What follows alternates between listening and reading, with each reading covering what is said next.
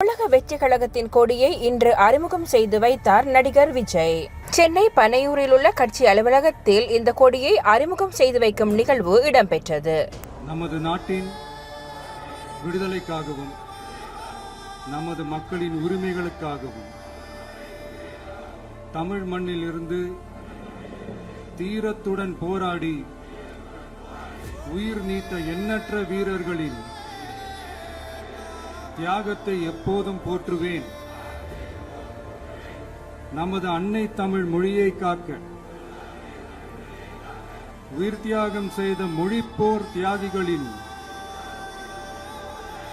இலக்கை நிறைவேற்றும் வகையில் தொடர்ந்து பாடுபடுவேன். இந்திய அரசியலமைப்பு சட்டத்தின் மீதும் இறையாண்மை மீதும் நம்பிக்கை வைத்து அனைவருடன் ஒற்றுமை, சகோதரத்துவம், மத நல்லிணக்கம், சமத்துவம் ஆகியவற்றை பேணி காக்கின்ற தமிழக வெற்றிக் கழகத்தின் கொடியை இன்று அறிமுகம் செய்து வைத்தார் நடிகர் விஜய். சென்னை பனையூரில் உள்ள கட்சி அலுவலகத்தில் இந்த கொடியை அறிமுகம் செய்து வைக்கும் நிகழ்வு இடம்பெற்றது. சமூக நீதி பாதையில் பயணித்து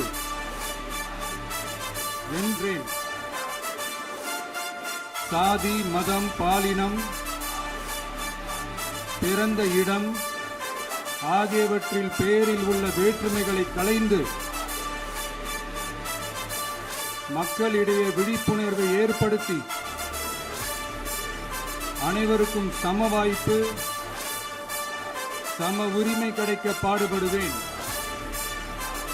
பிறப்புக்கும் எல்லா உயிர்க்கும் என்ற சமத்துவ கொள்கையை கடைபிடிப்பேன் என்று உளமாற உறுதி கூறுகின்றேன்.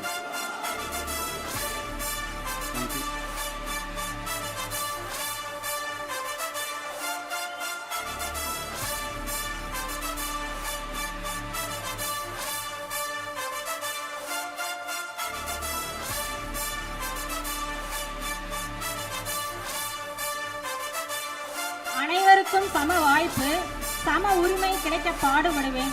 பிறப்புக்கும் எல்லா உயிர்க்கும் என்ற சமத்துவ கொள்கையை கடைபிடிப்பேன் என்று உளமாற உறுதிமொழி ஏற்றிய அனைவருக்கும் நன்றி.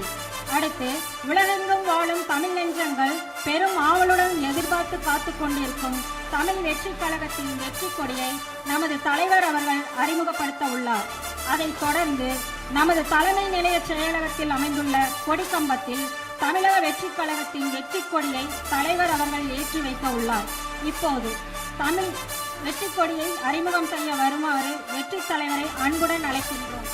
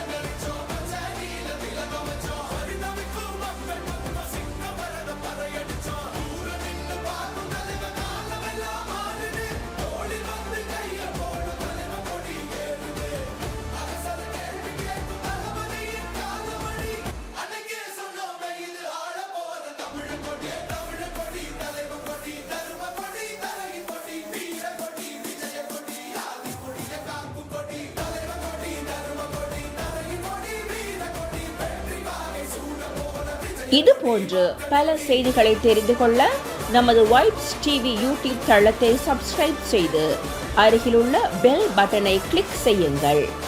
மேலும் பல செய்திகளை அறிந்து கொள்ள www.vaibznews.com vibesnews.com என்ற இணையதளத்தை பார்வையிடுங்கள்.